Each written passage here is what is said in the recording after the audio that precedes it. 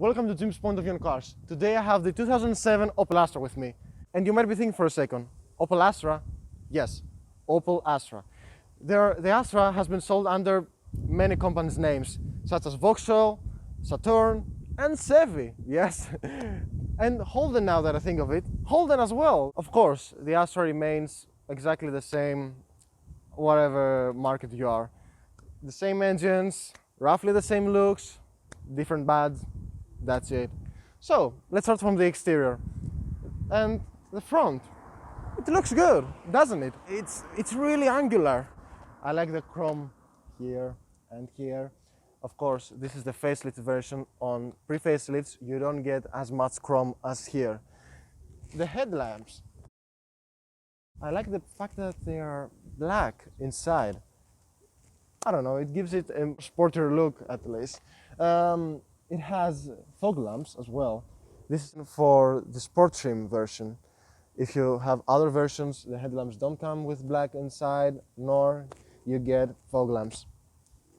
Everything is real. I mean, we are in 2007 right now, so all the vents, if we exclude that here, everything is real.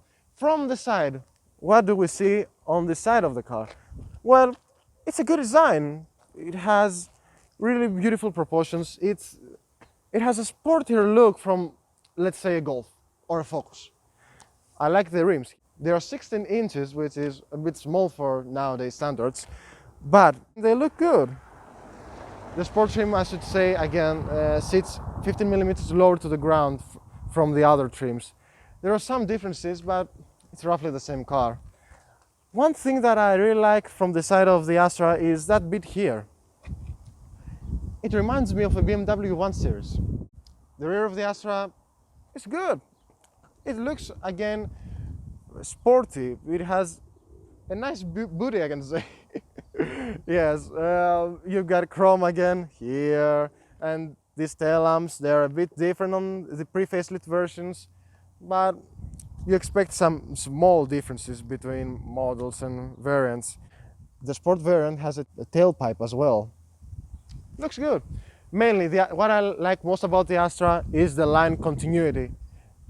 I think it's the only car which has a line going all over the car, and I should show it to you. It starts from here and it goes all around the car. It continues here, here, here, here. On the headlamp, you can see that, and ends here. I like the Astra. Again, it's not a beauty. It's not nowadays a rate, but for a hatchback, I think it's the best looking from all its other competitors. Let's jump on the inside and see how things are there. The interior of the Astra.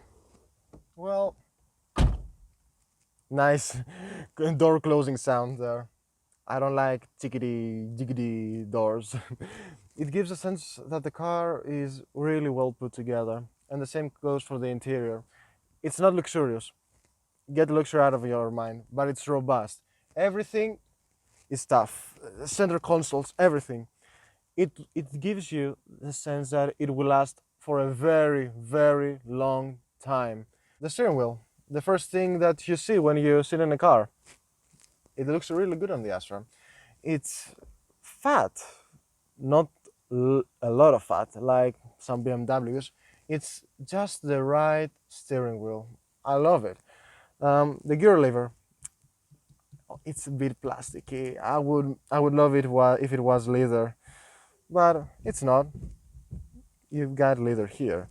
One thing that I don't like with the Astra is the placement of the handbrake, or I should say the armrest, because the armrest gets in the way of the handbrake. That could have been easily solved if it had, let's say, an electric handbrake or a smaller armrest. Is it a huge deal? No, it's not. Considering what you pay for the Astra, or what you did pay when it was new, or what you pay right now, which is used. The interior looks fine. The dashboard is flat and sporty. I love the silver trim, although I should mention that the silver trim is not standard on all Astras. Some Astras get just black trim, nothing, matte black.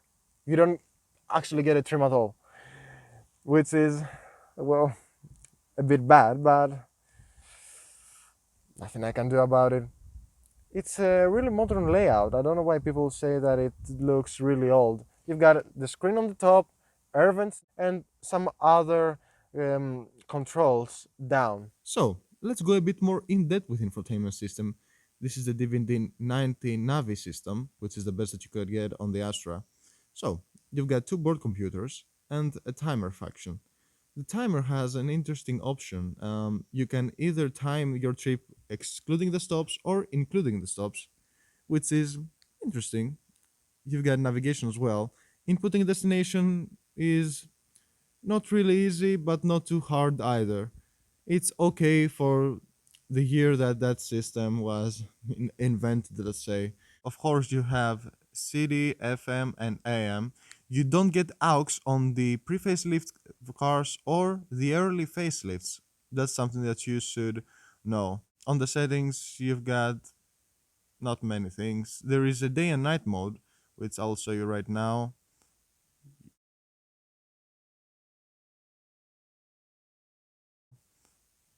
Here the night mode, and I put it always on auto.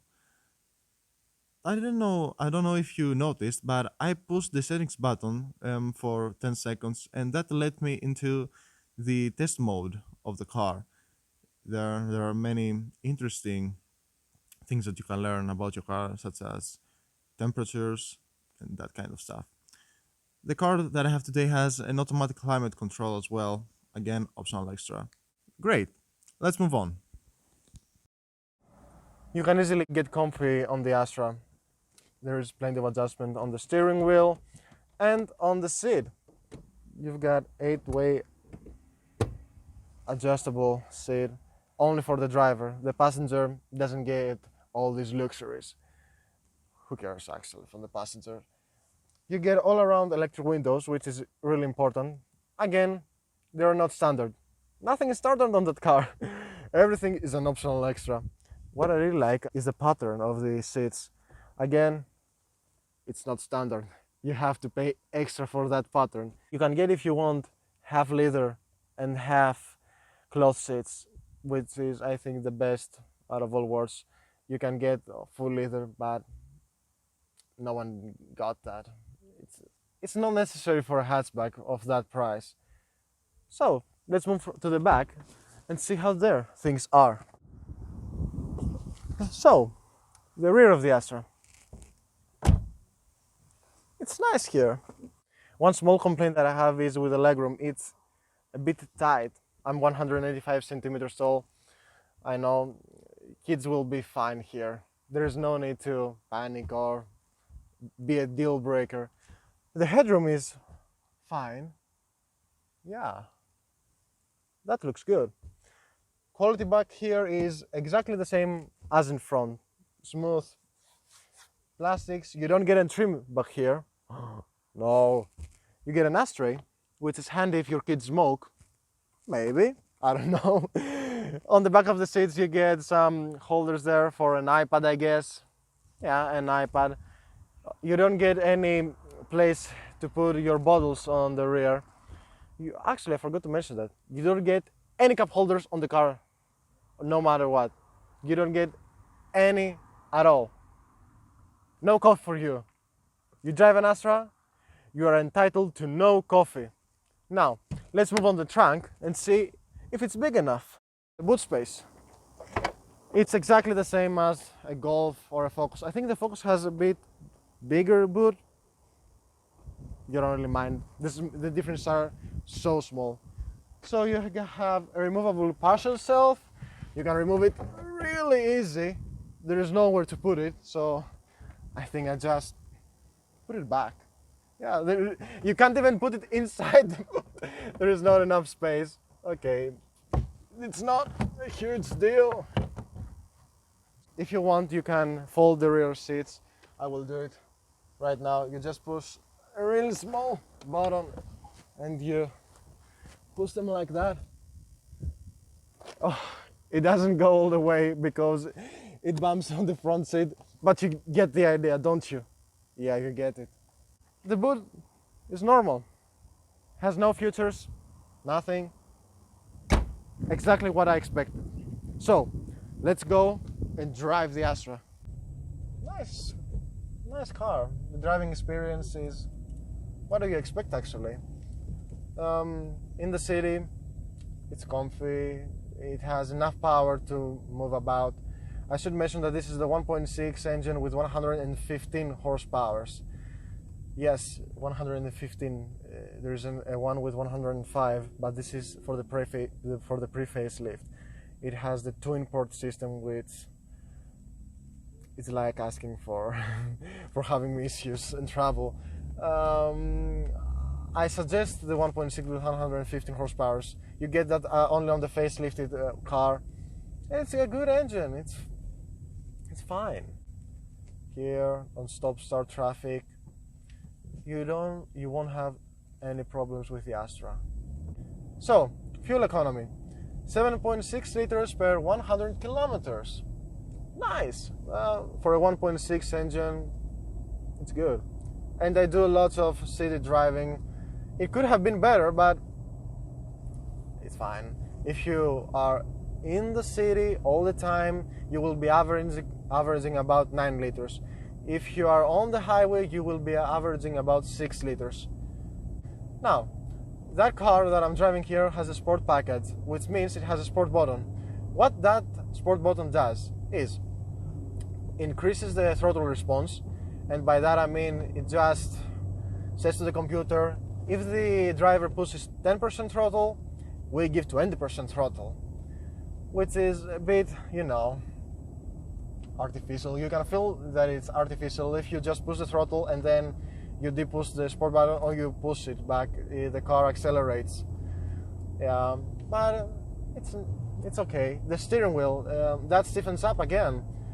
It's really direct, really good. And the car handles really good, depending on the asphalt that you are. Here, I'm on some windy roads. And it handles really good. Let's see that turn here. Will the Astra be able to comply with it?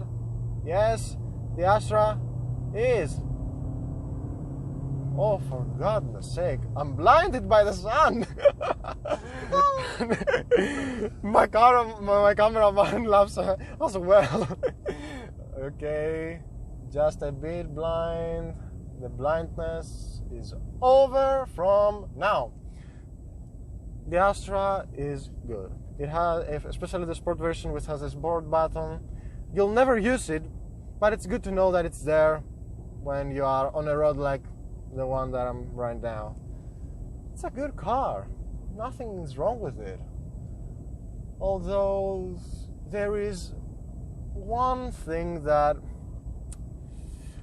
I don't like about the Astra, and this is the fact that the moment I step out of it, I forget the driving experience. It's a forgettable car. I mean, for a normal driver, this is not a problem. But if you're a car enthusiast, you might want to reconsider purchasing an Astra. Don't get me wrong, it's not a bad car. There are two little cars that have nothing that bothers you while driving. The Astra, it's a nice experience for a normal driver. One thing I would change is the gearbox. It's a 5-speed and you can feel its age. I would want a 6-speed. It's not as sharp as the one on the performance version of the Astra, the 6-speed. But again, if you are a normal driver, driving normally, you won't have any problems with the Astra. If you are a car enthusiast though, just reconsider. Not that the goal for the Focus is better from that point, but you get what you pay, don't you? So, if you like the video, please, you might want to subscribe to the channel, hit the like button. If you didn't like the video, thumbs down. See ya!